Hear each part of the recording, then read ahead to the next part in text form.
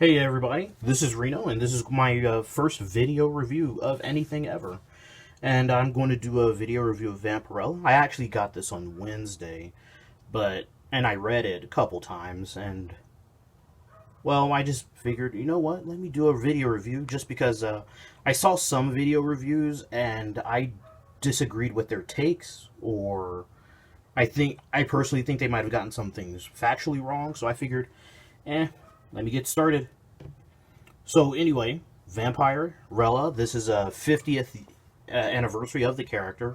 It's written by Christopher Priest, and he's a pretty prolific and famous writer. And it was drawn by this artist, however, Urgun Gunduz. I don't know how to pronounce that, and that's probably very wrong. But yeah, when it comes to the writing, I found it... he's obviously did a pretty good job of setting up something that's complex. You don't really need a lot of backstory on Vampirella. But I can't say that the art did the storytelling any favors. I don't know if they maybe got a fill-in artist because they were running out of time or what, but there were some issues. Anyway, here's the first page, splash page, I believe. And just right away, I'm a little bit disappointed, mostly because, this is actually a plane crash, and I would have expected this to be a bit more devastating, but, it's kind of barren. It's not, and, this plane did not crash, in the middle, well, they make it seem like it crashed in the middle of nowhere, but that's actually not quite the case. You'll see later on. And, so it's just showing some of the wreckage while setting up some story. Yes, follow the... And by the way, this whole talk about follow the yellow brick road, etc. I don't know if he's setting up to something or I just didn't get it, but focus.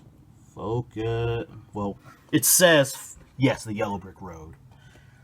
But anyway, yeah, like I said, there's some wreckage or whatever, but I figured it would be just utter devastation. But again, the art is not doing it for me. God, I wish it would focus. Yeah, but and so as that's, and this is another thing, you see, is this music that's supposed to be playing? But I don't understand what the purpose and function of the music is, or what it symbolizes. I think this is something that should have been lyrics, and that might have also helped, depending on how the lyrics go, choose a popular song, snippets from that, and that would have helped navigate the story or guide the story. But I don't understand the purpose of that. And this, by the way, this person shambling about looking like a zombie, that is someone named Von Christ. We're going to learn more about them later. And another thing is this crazy person. This is a crazy person. She's even got the... God, wow, this is a terrible first video, but whatever. But yeah, this is a crazy person. You can see her mental illness haircut, as it's famously referred to. She's being spoken to and guided by a shadow creature. You can see by the shadow text. Speaking off screen. And it's this rat. This rat's name is Istankios. Now, speaking of the art, for example, look carefully. You can see that this rat... God, well, like I said, it's my first video, but I'll work out those kinks.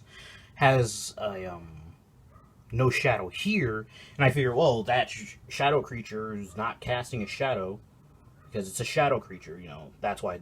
But then, you can see here that they do cast a shadow, so just, little art, like I said, is not doing anyone any favors. Anyway, yeah, this is Van Christ putting himself back together. And so this is Vampirella.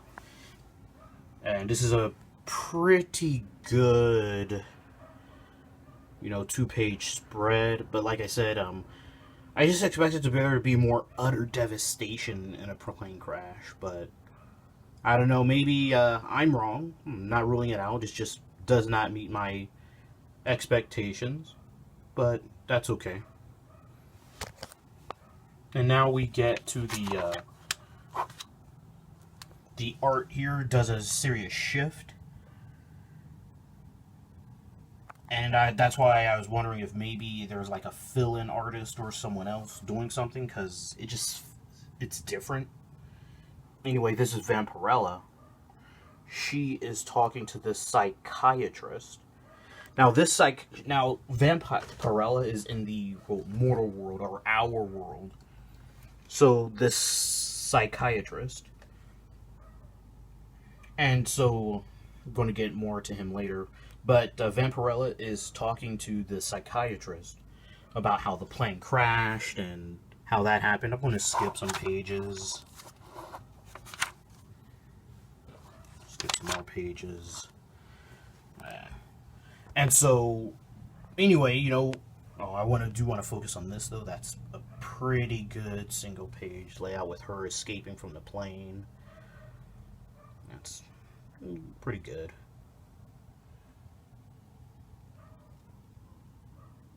Focus on them biddies. Whatever. Anyway, so the psychiatrist, he's doing what any normal person would do. He's like, there's no such thing as any werewolves. There is no such thing as vampires. There's no such thing as all this stuff that she's talking about. Because she's from a different realm where that kind of stuff is... supernatural stuff is pretty normal. But I do like how this is not SJW. Because he says, vampires are the new N-word. I don't know how this... I don't want to get flagged off YouTube. But... anyway. But I like how she's just not giving any Fs. This is like the visual representation of someone rolling their eyes. And so... she's using a pseudonym, by the way. Ella. God, this focus. Whatever. First video, I'll work it out. And so I do like... this part is a little bit confusing for me. I don't know who this is or why they're important, and this kind of breaks up the flow of the story, at least for me. But when it comes to this airport sequence is a little bit confusing for me. I don't understand the significance of this woman with the Benny sign. And if you look in the background, they're announcing that, this plane crash has happened. And you can see their subtle facial expressions. But who is Benny? This is someone who's going to be having some significance in the story. And maybe if you're a Vampirella veteran, so to speak, you might know who Benny is. I don't know. But I'm not quite sure who she is or who Benny is. But again, as a writer, you're supposed to say, well, who is this person? So I guess Christopher Priest has done a good job there. But we're going back to the psychiatrist. And so, as you can see, Stan Eustachios from earlier has found Vampirella and located her. And so, as Vampirella is talking to the psychiatrist, Eustachios, the spy, shows up. And he starts talking.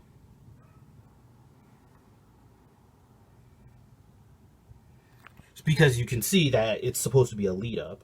Who's Benny? But Vampirella doesn't actually...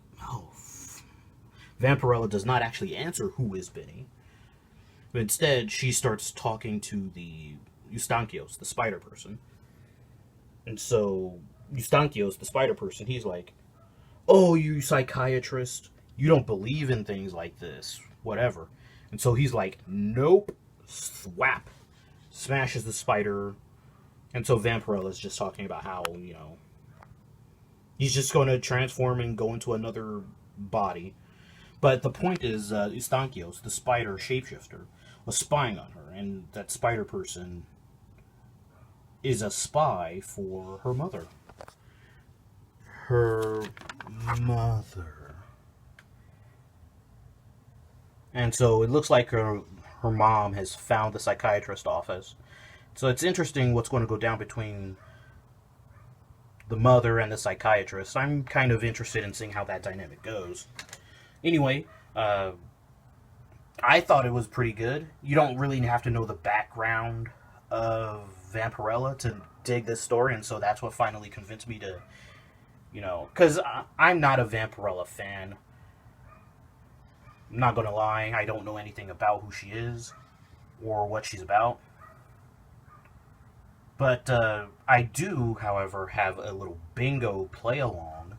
So if you happen to stumble across this video, I'll post a bingo sheet that you can follow up with, and I'll link that up.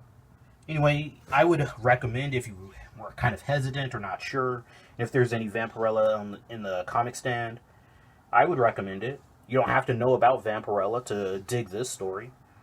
It's a little bit confusing, but Christopher Priest does do a pretty good job of, what's going to happen next. So I like that. It's obviously that there's some complexities in the story that he's laying out. And it's just those first couple of pages are really unfortunate, because I seriously think that maybe it was just done by a different artist, because the art does get better after that crash scene. And so, let's see, making sure I'm not babbling. Yeah, I don't have anything else to add. Would recommend this for what it's worth. And I'm definitely looking forward to issue number 2. This is Reno. Thanks for watching. Thanks for listening. Have a good one. Bye-bye.